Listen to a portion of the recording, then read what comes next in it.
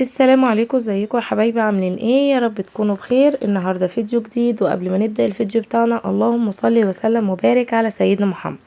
النهارده يا حبايبي هنعمل مع بعض الفايش بتاع الافران بطريقه سهله جدا وبسيطه، بمكونات ومقادير موجوده في كل بيت، وهيطلع معاكي بالجمال ده.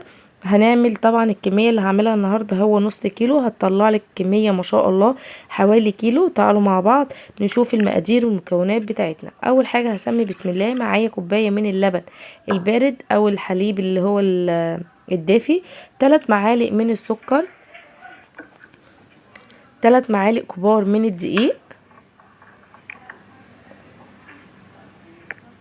معلقة كبيرة من الخميرة اللي هو الباكت بتاع الخميرة الفورية.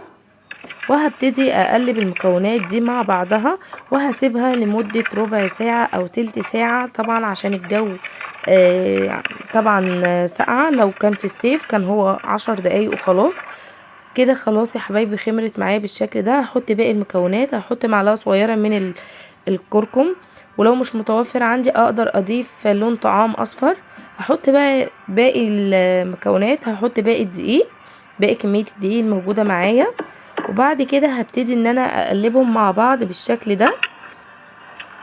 وبعد ما الاقيهم ان هما تجانسوا مع بعضهم، هبتدي بقى اعجن بايدي، بس اما اتاكد ان كل الخليط دخل مع بعضه كده بالدقيق زي ما انتوا شايفين اهو. تمام. ولو احتاجتي سوائل مثلا تقدري تضيفي معلقه او معلقتين من اللبن، بس المقدار ده مظبوط جدا، ما احتاجتش ان انا احط اي سوائل تاني معايا اهو. هبتدي بقى كده اعجن بايدي. بعد ما عجنت هحط بقى معلقه من الخل، وده طبعا بيساعد على الرف وبيخليه هش جدا وطري من جوه، وبيخلي فيه فراغات زي ما بتشوفوه زي بتاع الافران بالظبط. هبتدي كده اعجنه مع بعض، سوري. بعد كده طبعا هو بيلزق معايا عشان مش حاطه اي ماده دهنيه. هحط له ربع كوبايه من الزيت، ويكون زيت طعام نباتي.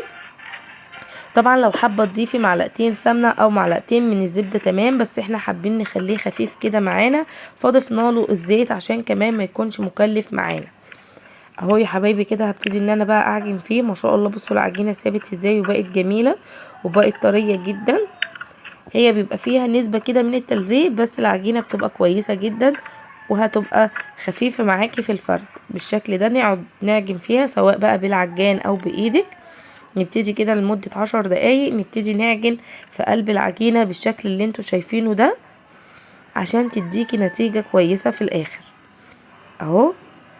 بعد كده بقى هعجنها وهسيبها بقى لمدة ساعتين، طبعا زي ما قلنا عشان الجو بارد، لو احنا في شتاء يعني، فطبعا هتاخد ساعتين او ساعة. لكن لو في صيف اقل من كده طبعا. بصوا ما شاء الله بعد ما سيبناها الساعتين تضاعفت الكمية معايا، والعجينة بقت طرية جدا وفي منتهى الجمال. هبتدي بقى كده افردها، وهقطعها على 4 كور متساويين على قد ما اقدر. طبعا لو انت حابة الرغيف بتاع الفايش بتاعك يكون اكبر من كده بتعمليها على كورتين بس. انا بحب حجم الفيشاية يكون بالحجم اللي شفتوه في اول الفيديو، بيكون سهل وعلى قد ايد العيل كده او الطفل، ان لما يجي يمسكه يعني يبقى سهل في ايديه اهو. كده يا حبايبي هبتدي بقى ان انا الف الكور كده بالشكل ده، وهبتدي ان انا اخلص الكمية بنفس الطريقة. واول كورة انا لفتها هبتدي افردها زي ما شايفين. ما شاء الله العجينة طرية جدا. دهنت ايدي زيت عشان بس العجينة ما تلزقش في ايدي، وزي ما انتوا شايفين يا حبايبي العجينة في منتهى الجمال. ما شاء الله طرية جدا وبتتفرد معايا بكل سهولة بالشكل اللي انتوا شايفينه ده اهو. محتاجتش نشابة ولا اي حاجة، هي بايدي كده ببتدي ان انا افردها، لان طبعا احنا مش عايزينها سميكة عشان خاطر هنلفها رول، فما تبقاش الحجم بتاعها سميك معايا. هبتدي كده الف، وانا بلف برضو ببطط بالشكل ده اهو. يا حبايبي زي ما انتوا شايفين كده خطواته سهلة جدا وما فيهاش اي تعقيد. تقدري بعد الفيديو على طول تقومي وتطبقيه وتعملي احسن فايش لاولادك. وطبعا عارفين ان الاسعار غليت جدا بره، يعني تقريبا الكيلو بتاعه بيعادل 45 جنيه، وطبعا بيختلف من منطقة للتانية. طب انت تقدري تعمليه بقى باقل التكاليف، وهيرمي معاكي يعني النص كيلو من الدقيق يرمي معاكي كيلو او كيلو وربع من الفايش. فطبعا ده اوفر كتير ليكي، وحاجه نظيفه ومضمونه ومعموله في البيت لاولادك. كده يا حبايبي خلاص انا سويته. جبت بقى صاج وحطيت عليه ورق زبده، وطبعا دهنته زيت لان ورق الزبده برضو بيلزق. وهبتدي ان انا افرده كده. وهعمل برضو هعمل معاكم رغيف تاني اهو.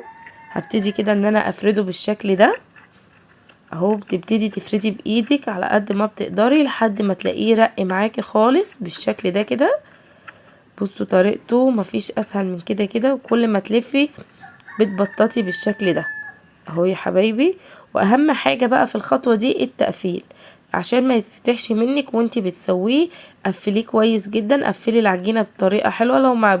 لو ما عرفتيش تقفليها لفيها رول او اضغطي عليها هتلاقيها اتقفلت معاكي.